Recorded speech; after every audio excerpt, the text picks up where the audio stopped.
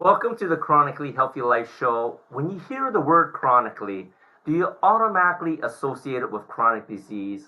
We all do. It's pre programmed right into us. But what if we flip that whole idea on its head? Let's discover how we can create chronic health in our bodies, our minds, our finances, our relationships, and of course, in our lives. Let's jump right on in. I'm Andy, and joining me in everything, almost everything, my partner in life, Minna. How are you, Minna? So what did you get for me for Christmas? I got you something that I wanted. Okay. It's like a Homer Simpson kind of thing, right? Bowling ball. I got you those cool sunglasses that I was using. Sure, yeah, I know. You used it in New York. So we're talking childhood dreams and all sorts of dreams. So I know that you read a book. Yes. What about it? Yeah, so this episode's really cool because we're going to be talking about the youngest author I ever met.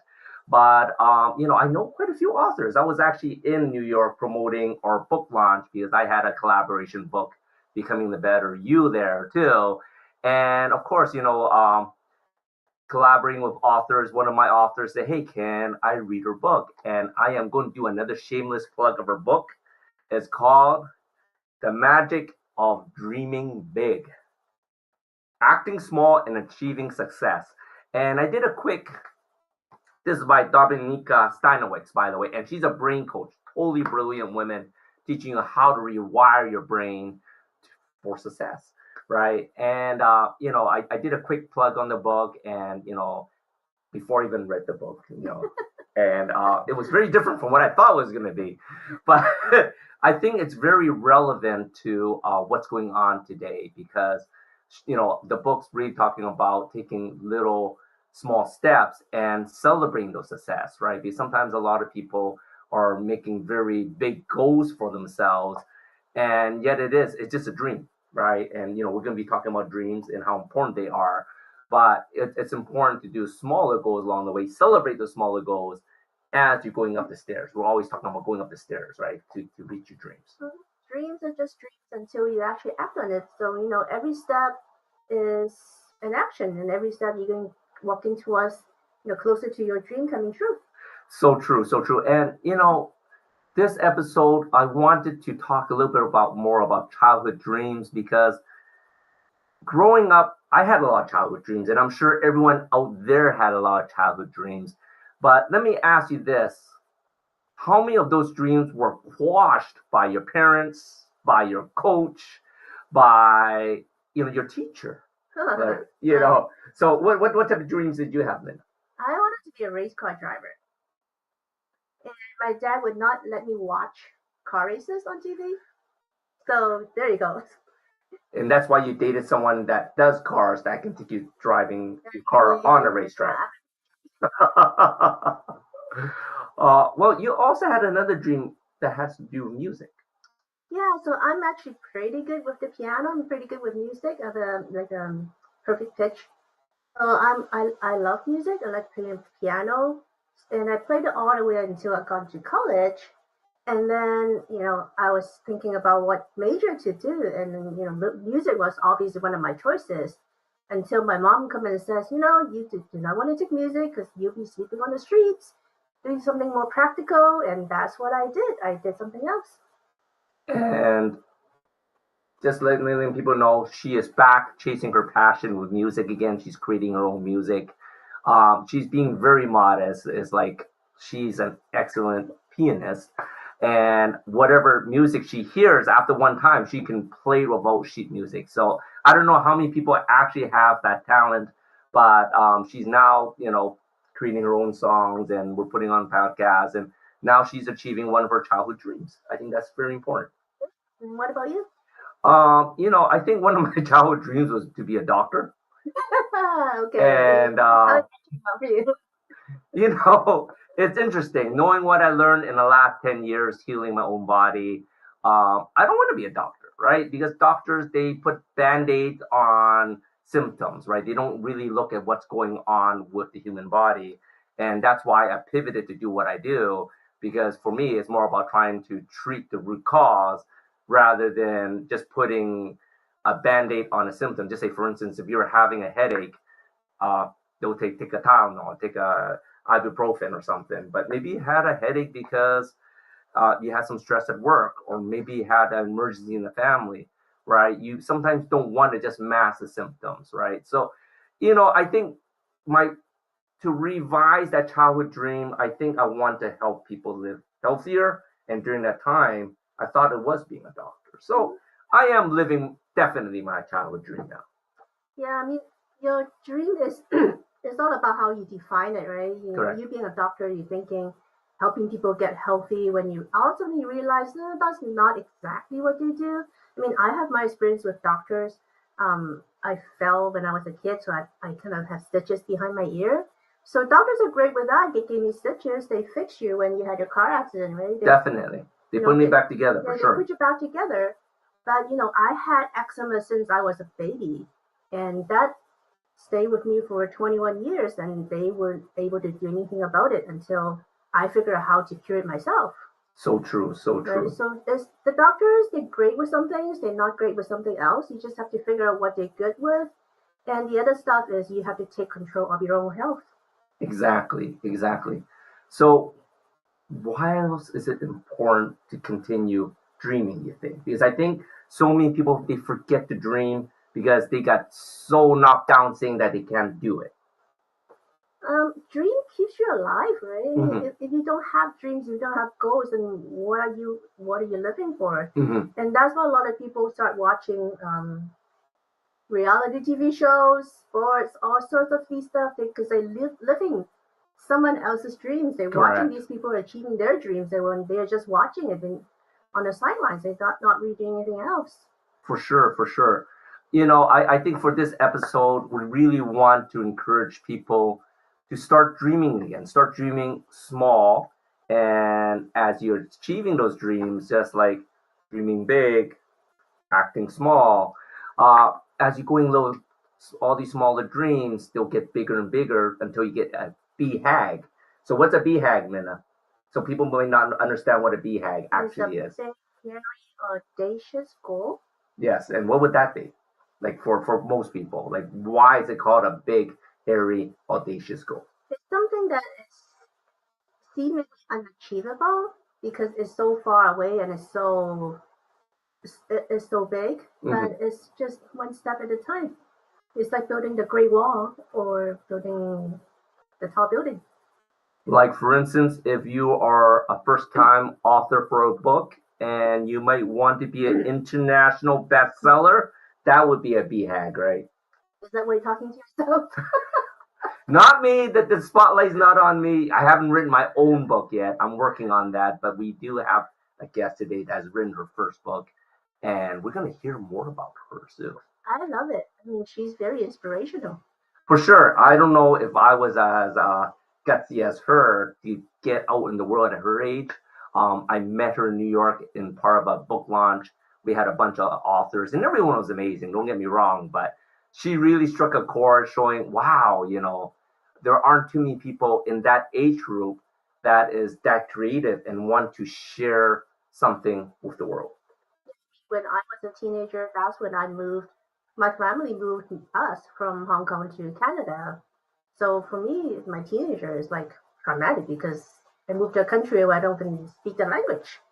That is so true. So we're going to have a little break, and coming right back, we're going to have our guest soon. We all hope to age gracefully so we can enjoy later years with energy, vitality, and good health. But so often with age, our bodies show signs of things just aren't the same as they used to be. Our energy, skin, healing recovery time, and sleep all go downhill. If you had physical trauma that happened to your body like I did, this happens much faster. I felt like a 30-year-old trapped in an 80-year-old body. But do you remember as kids, the boundless energy we had, how fast we recovered? This is not because of getting old, but because of active stem cells inside our bodies. These are the cells that can generate and regenerate all the cells and structures in the human body. They are the building blocks of our organs, tissues, blood, and immune system. They also serve as an innate repair system everywhere inside the body. But as we get older, stem cell activity slows down, become less effective in repairing damage, and decline. By the age of 20, we only have 1 billion stem cells left. By 30, they decline by 60%. By 50, they decline by 75%. 60 by 90%. And by 80, we're lucky to have 50 million active stem cells. But what if we can naturally stimulate our bodies to reactivate and regenerate new stem cells through phototherapy without drugs? Now we can with our LifeWave X39 stem cell activation patches. Reclaim your youth and look younger, feel stronger, perform better, and heal faster. Get your patches now at lifewave.com/chronically healthy life. It's not anti-aging, it is reverse aging. Hi everyone, this is Kristi Boyd Johnson of the Barefoot Learning Club. It is a sad fact that today politics have completely taken over the schools. Real learning has been sacrificed for political agendas. As a result, kids are not learning to read. We have second and third graders barely reading, except for those lucky kids who will read no matter what the schools do to them. Unfortunately, that is not the majority. When I was teaching, I watched how really good reading systems were systematically eliminated from the schools. I saw kids shutting down and believing that they were too dumb to learn. Worse still, by making reading unattainable, they are essentially stealing our kids' futures. So the rebel that is me went on a quest to find reading programs that really work, that work with our neurological systems to enhance and speed up the learning process. And the number one thing that needs to happen is that we have to teach our kids to read. That is why Alicia and I started the Barefoot Learning Club. We are giving everyone the opportunity to learn to read in a way that is simple, fast, and fun. Best of all, your kids will start having success and never again believe that they are too dumb to learn. Go to barefootlearningclub.com now and sign up. Join me in being a rebel and let's get our kids reading. If they can read, they can literally do anything. Hello and welcome back to the Chronically Healthy Life show. I am so pleased today to welcome a new author to our show. Please meet Brittley Barney, author of the novel Unthinkable, which she wrote during the shutdown. Her love for reading started at a very young age. Once she could read on her own, she just took off running. I love that. And later found an escape from reality of the trauma she was living. We're going to get into that a little bit more later. But for now, to her surprise, so much healing happened on her novel writing journey. Now she decided to share her story with us. Welcome, Brittley. And also for our audience, this amazing young woman is 17 years old. So her lovely mom, Kristi, is also here with us. Welcome, Brittley and Kristi. Thank you very much. We're excited. Yes, I'm excited that you're here. It's wonderful that you're here today. So, Andy and Minna were talking about BHAG, the big, hairy, audacious goal. And for most people, I think the statistic is like everybody wants to write a book, but only about 2% of the population actually write one. So I'm wondering, at some point was writing a novel a goal for you? Yes, actually. Ever since I was little, I always wanted to write a book. And I just kind of started off with like picture books in my room, but eventually I actually did it. Yeah, readers always make good writers. So then, you wanted to write a novel, and then what was going on that it was probably school, right? Busy with school and everything, and then the shutdown. Everything stopped dead. So did that kind of inspire you to get going on it? It actually kind of, I don't know. I wasn't really inspired by anything. It was just one of those, I hit a really dark spot in my life. And so I started writing poems. And once I got kind of bored of poems, I just started writing a book in my basement because I was bored. And it was partially, she got COVID mm-hmm. and I quarantined her because that's what you were supposed to do. And after day 2 is when, she really started writing it, I think. Mm-hmm. Because that's what you told me. Yeah. And I decided that was a bad idea to quarantine her. So we stopped. Oh, good.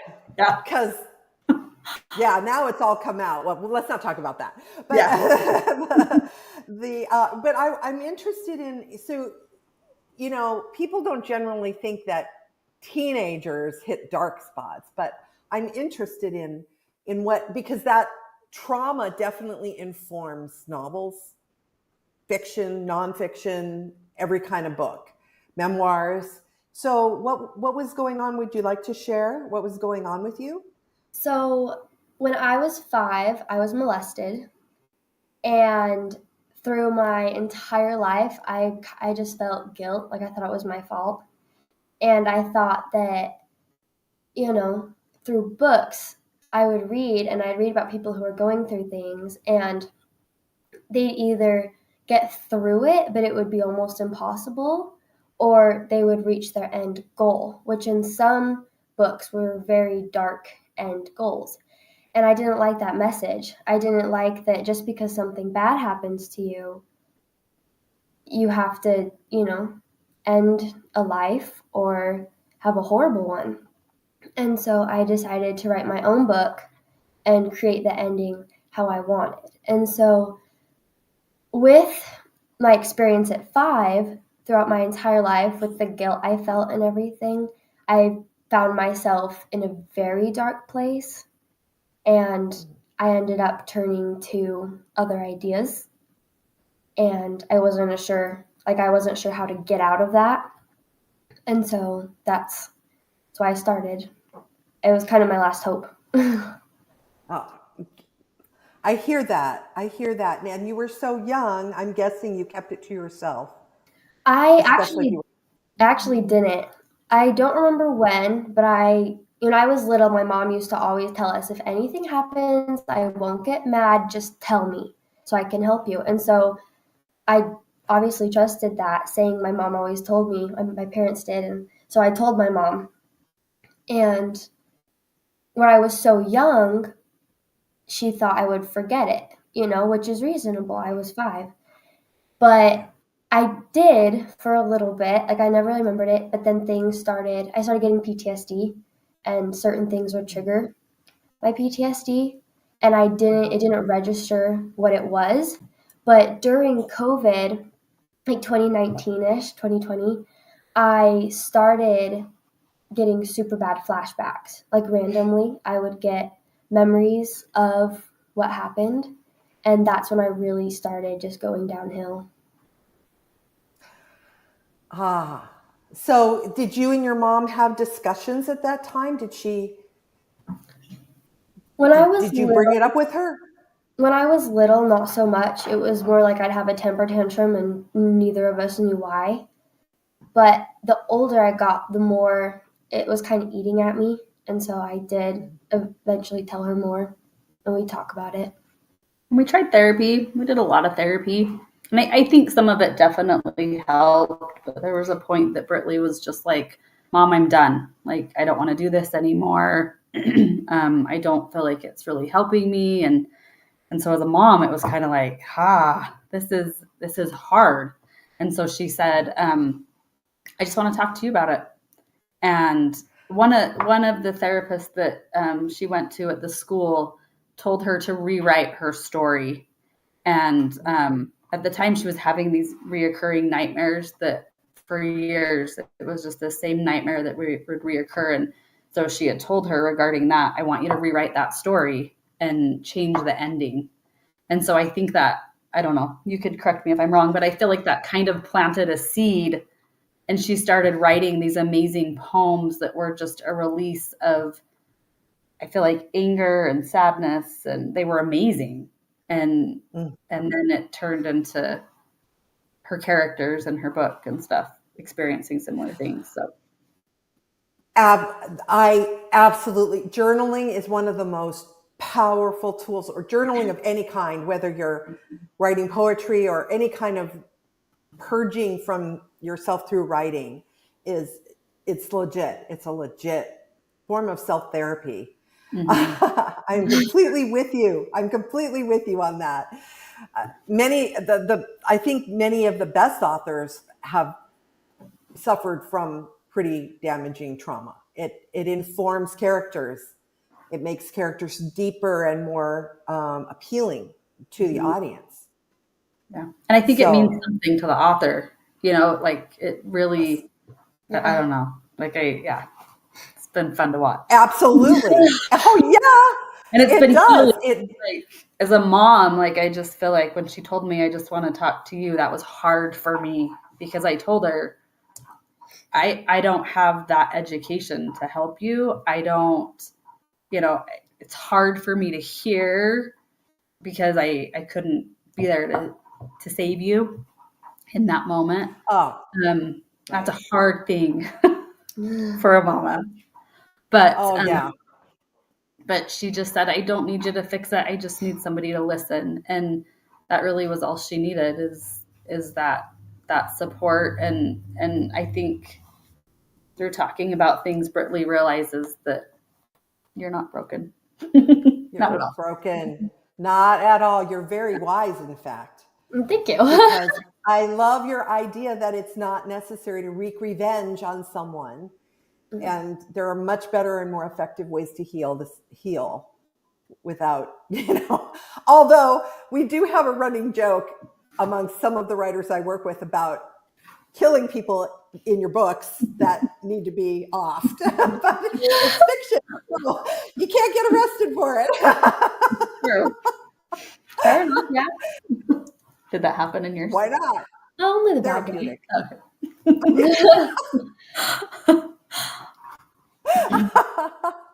Oh, that's really wonderful. So, well, so that's how you got. Is that how you got the idea for Unthinkable, or did that idea come to you in another way?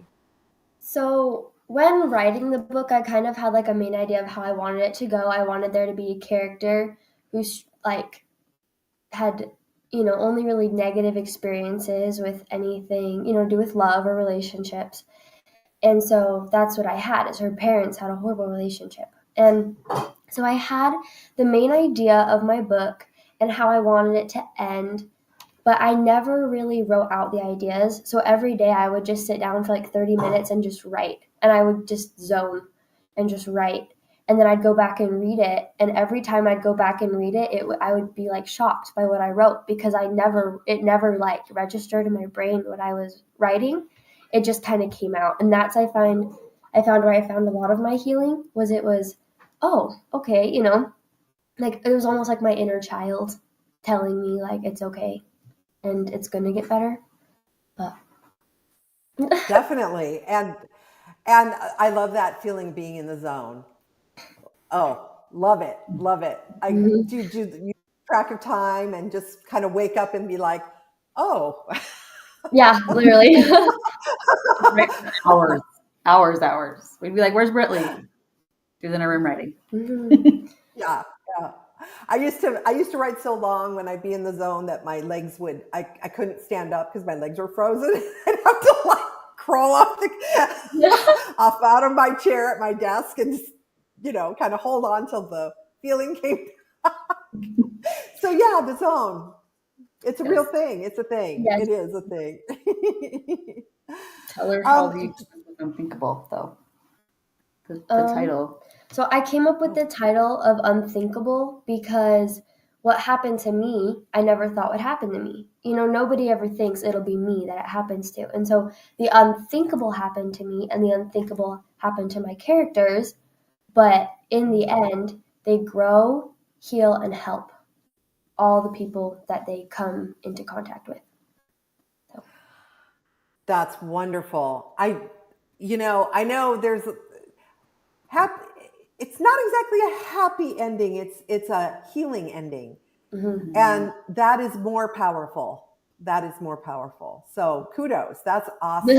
And Unthinkable is a brilliant title. Thank you. Really good. Really good. Yes. Do you want to kind of give us a brief overview of the story? Kind of give us a little taste of what's in there? And so it starts out in like kind of a community almost that is very dark, and people stay in their homes and they don't really interact with others because of this mysterious illness that started going around. Got that from COVID. And anyway, in the story, she ends up getting this mysterious illness under really weird circumstances. And she gets sent to, they call it the chamber, where pretty much you're locked up until you pass. And the way it happens is the illness kind of kills you slowly, so it's not very a nice way of passing. And anyway, she gets there and she decides that she didn't have the home life that she wanted, so she's not going to let her future be what she doesn't want it to be. And so she meets this guy, and he explains he's been trapped there for years because he was one of the few survivors of the illness. And so he explains to her all the inner workings of it, and they find out that it is a like kind of a government-based thing. And so anyway, throughout the story, several things happen, and they meet lots of different people, and all these secrets come out. And the entire time, it's kind of a fight against whether she's going to pass and the rest of the world will kind of go down with her, or she'll survive and like expose the truth. And so, ooh, I love that. We've got a dystopian future. We've got surprise characters. We've got secrets and lies being exposed. Always a little bit of romance, but a little bit of romance. Yeah. Gotta have that. Yes. Yeah. Awesome. That's great. Oh, woo, that's a teaser.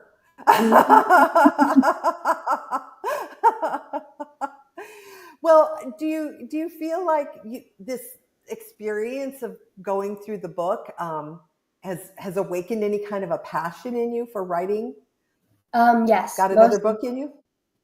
Yeah, I actually have ideas for 2 more, and I've started on my second one, and it, as of right now, should be called Unbreakable. But is it a sequel? Is it a sequel to Unthinkable? Yes. A sequel. Okay. So it's a series. Are all 3 books going to be a series, a trilogy, or? Yes. So that's the plan right now.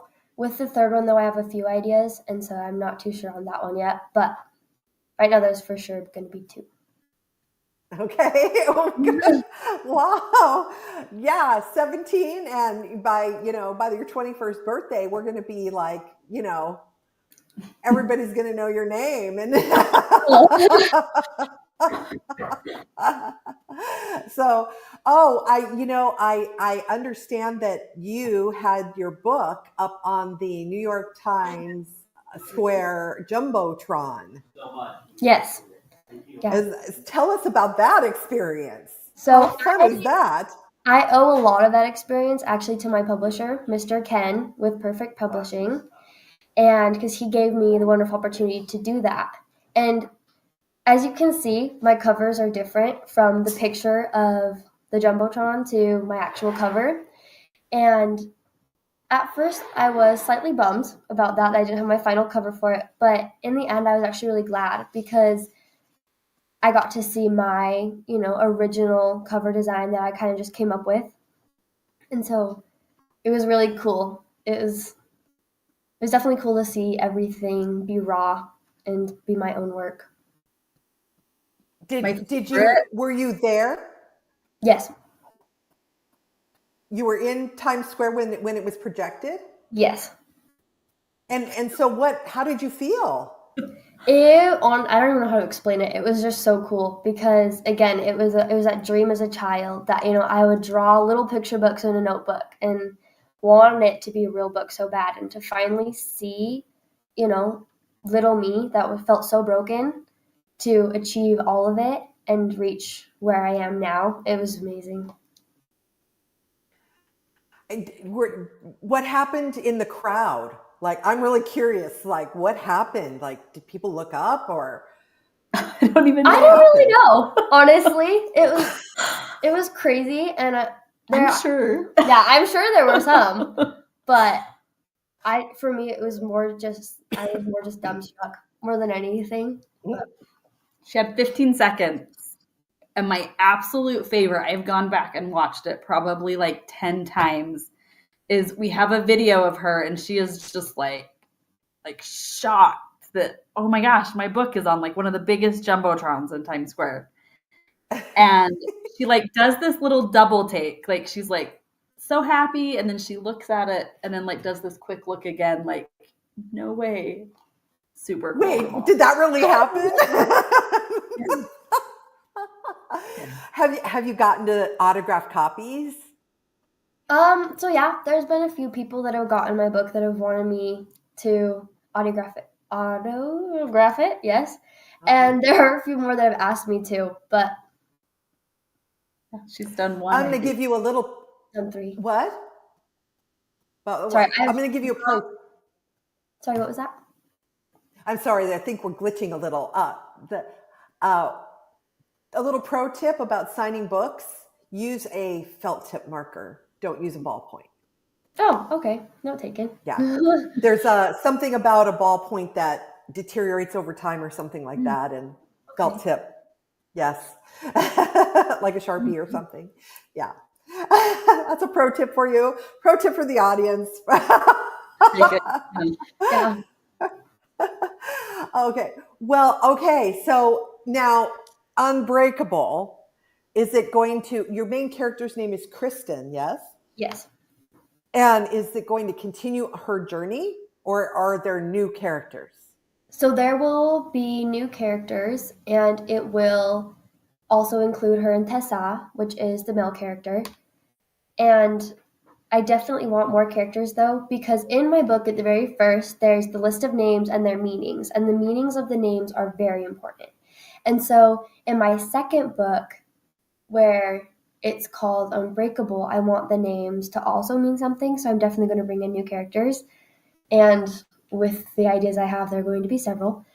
But I don't know, the meanings of names are just very important to me, and they really tied everything together in a way. So, yes. Mm-hmm. What's the name of your villain? My villain, I'm actually not sure yet. I have a few ideas, but I kind of like to come up with names, look up the meanings, and if the meaning fits, it goes.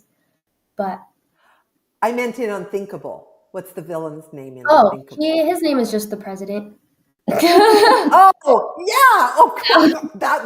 That's easy. I didn't really want to give him a name until the third book, which he should be mentioned more, but. Okay. That's kind of cool, actually, because it's you don't even know the name. That's kind of a cool little, the villains, human villains, or there's different kinds of villains. So that's well, okay. So sorry, I sidetracked myself. I started thinking like a writer. I have to come back to the present moment. Now, how long did it take you to write the book? So Unthinkable took me, it was like 2.5 years, because it would take me months to write one chapter, specific chapters that were really hard for me to write.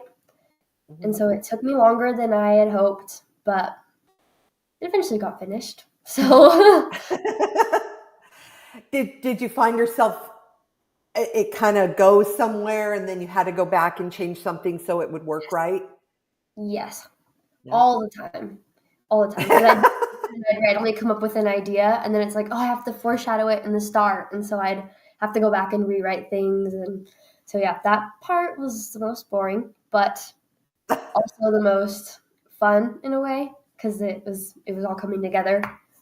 Making it work. Uh-huh. And how about the editing process? Usually that's the most brutal thing for people, because That's when a good editor is going to tell you what's working and what's not working. Yeah. And the not working needs to get fixed. So that's a toughie.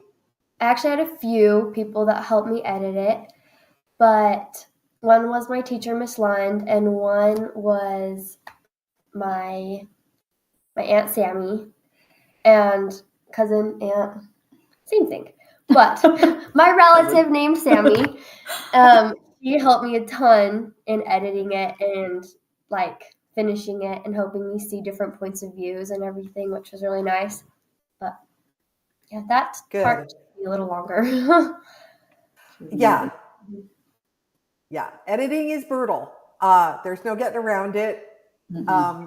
There's a saying that we say, like, in editing, you have to kill your babies, meaning not literally, folks, not literally, but meaning that sometimes something that you really loved writing has to go because it doesn't work in the story. So, yeah.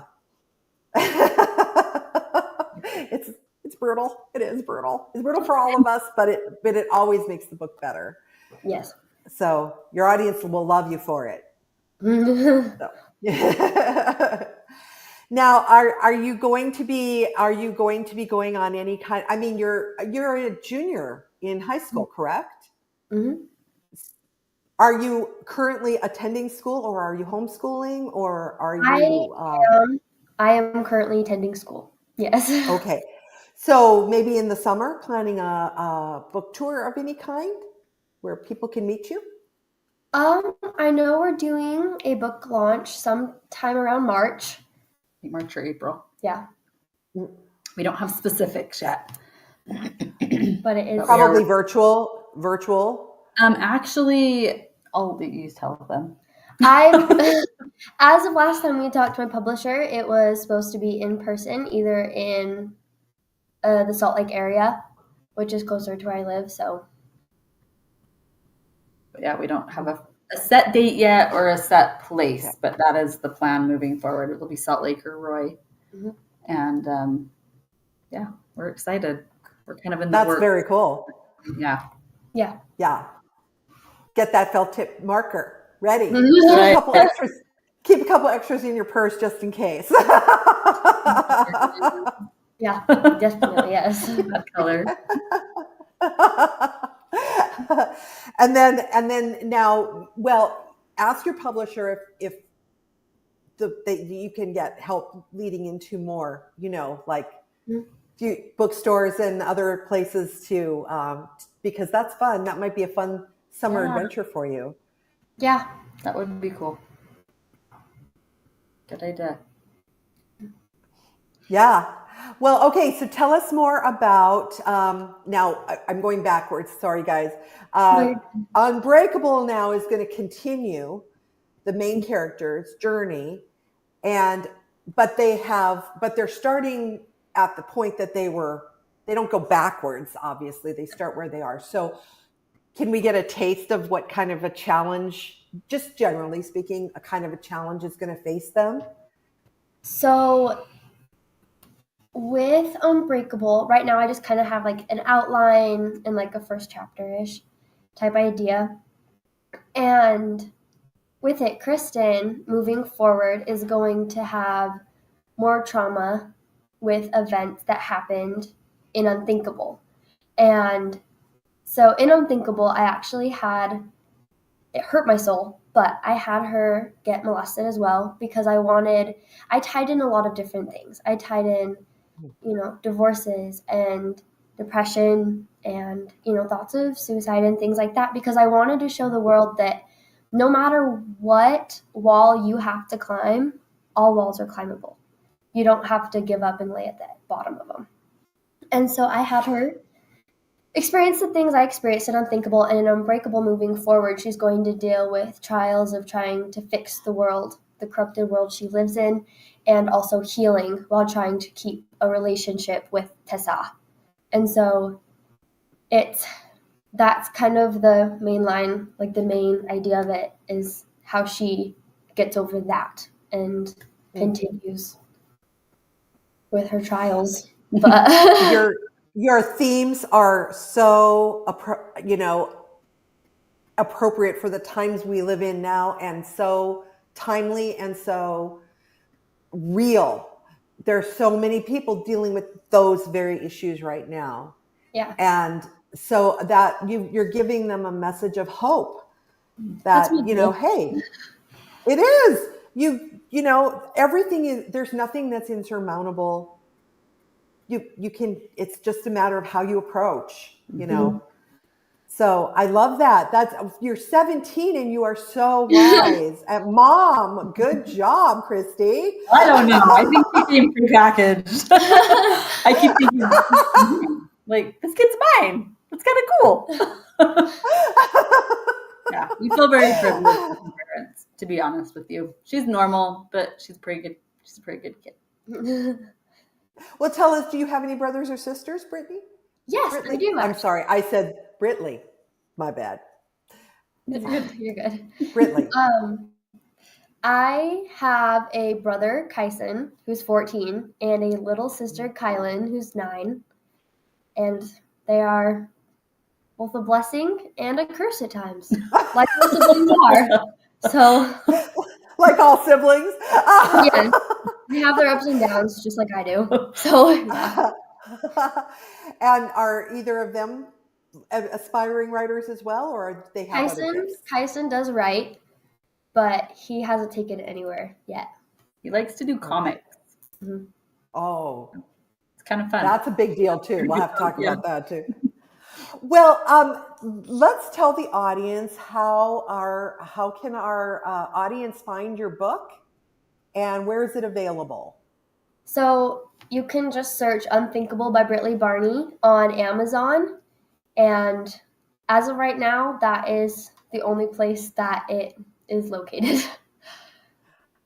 And if people are interested in perhaps visiting you for a book signing somewhere, are you going to have it on the author page on Amazon if you're appearing somewhere so that people can find you?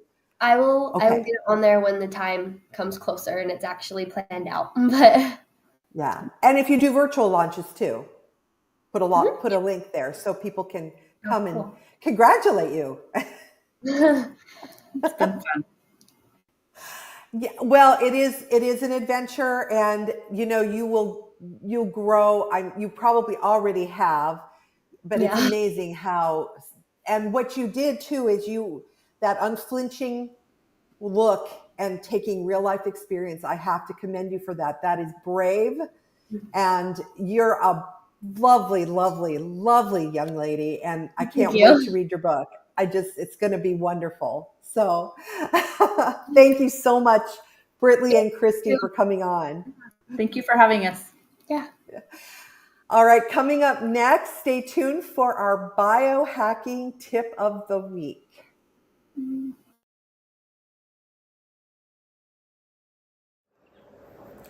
Welcome back to Chronically Healthy Life. So in our biohacking segment this week, I thought we can do like a recap of what we did right in the beginning when we first started this whole series.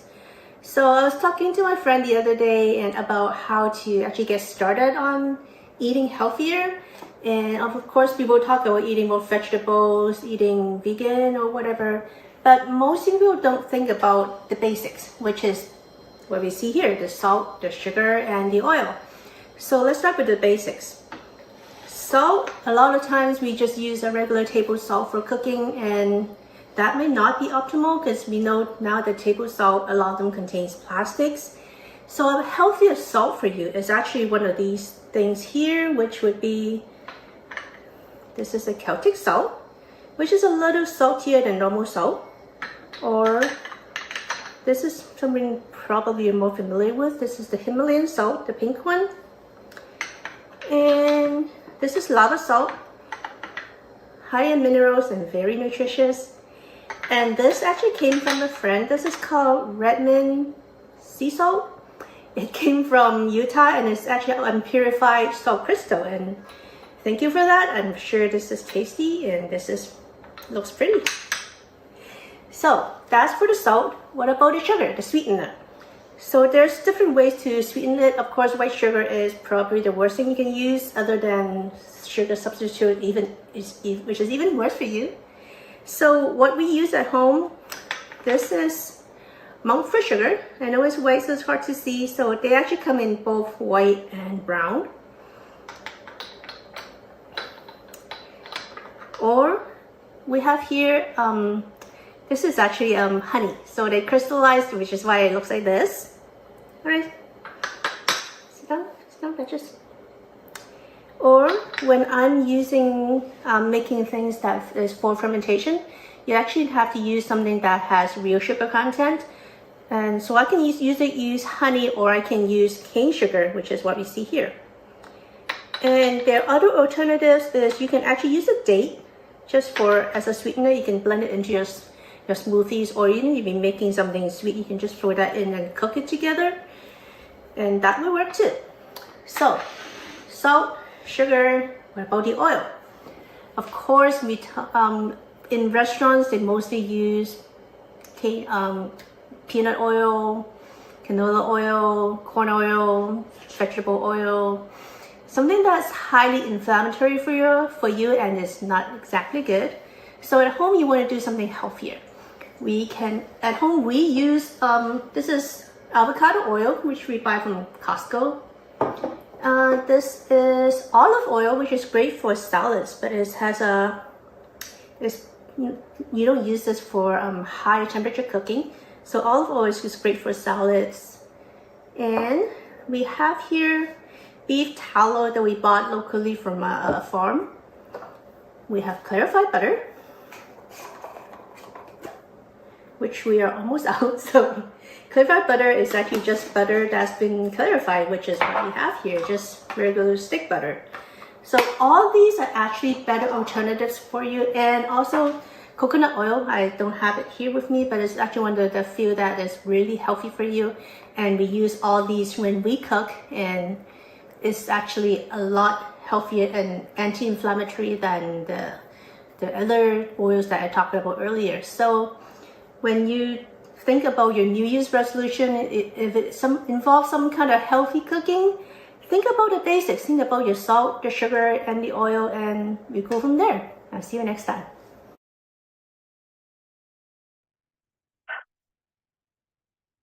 Hey, everybody. I wanted to say Merry Christmas and Happy Hanukkah and Happy Diwali and Happy Holidays to everyone out there, whatever it is that you celebrate, including if you celebrate being quiet and kind of in hibernation mode and feeling the need to rest and rejuvenate. That is powerful. It is necessary. It is necessary for us. It is necessary for our children. It is necessary for our animals, everybody. So I invite you in this quiet season to do what feels good and let go of everything else. And I personally have been taking naps, which I don't normally do, but I just feel like I need them. So listen to your body, listen to your emotions, listen to your soul, and do what feels good to you in that wellness way. And listen to your children. When they're telling you they need something, if they're telling you they need downtime, let them have it. Really, honestly, that's what school breaks are for. Let them be down because they need to rest and rejuvenate too. And meanwhile, just have a joyous season. Do whatever makes you feel good and happy. And we will see you next week. Ciao. Hello. We are Mutts and Meows Rescue, a 501c3 nonprofit, foster-based, no-kill group. Mutts and Meows Rescue pulls dogs and cats from surrounding shelters in the greater Houston area. We even pick up dogs and cats abandoned on the streets. Mutts and Meows Rescue is foster-based and rely on your donations to keep rescuing. To know more about us is to know more about our furry friends. and help them find their forever homes. Come visit us at Mutts and Meows Rescue on Facebook today and decide how you can make a difference.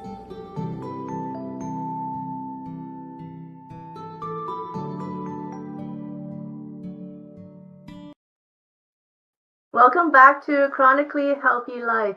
So let me ask you this. I can bring you back to when you're 16, 17 years old. What would you do differently?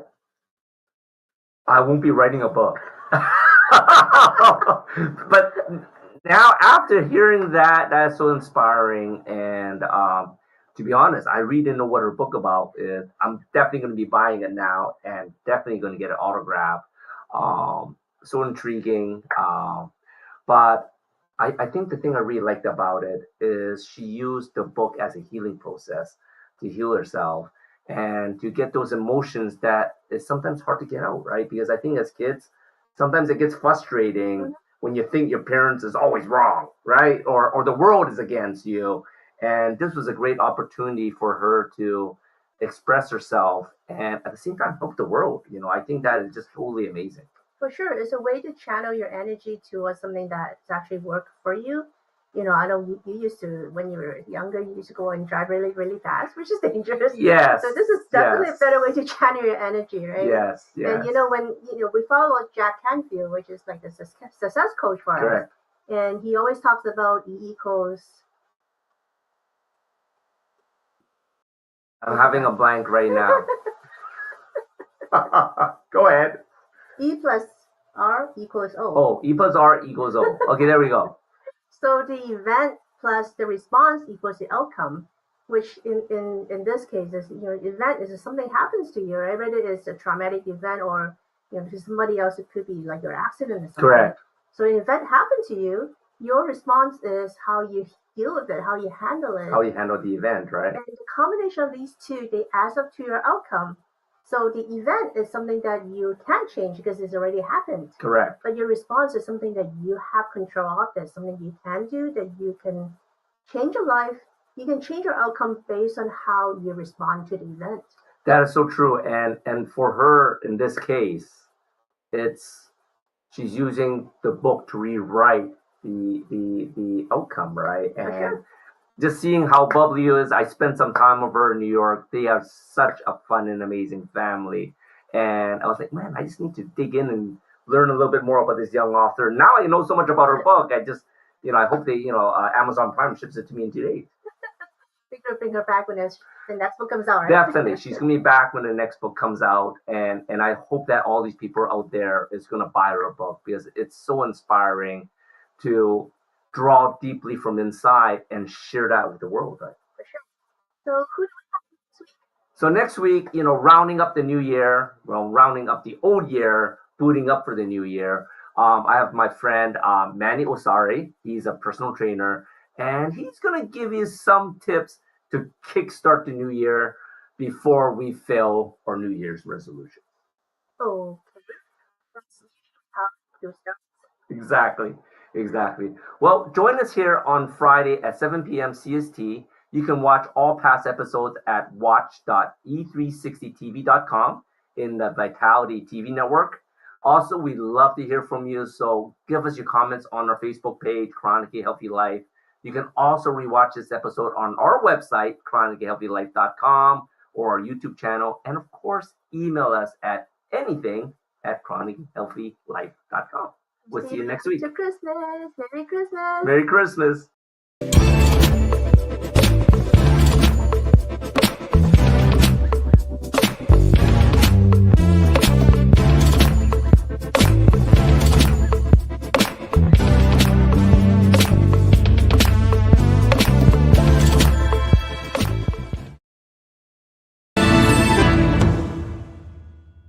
Hey everybody, it's Portia Booker, and I'm your host of the Grief Grand Tour Show. Join me every Sunday at 7 p.m. Eastern Standard Time on the Vitality Network right here on E360 TV.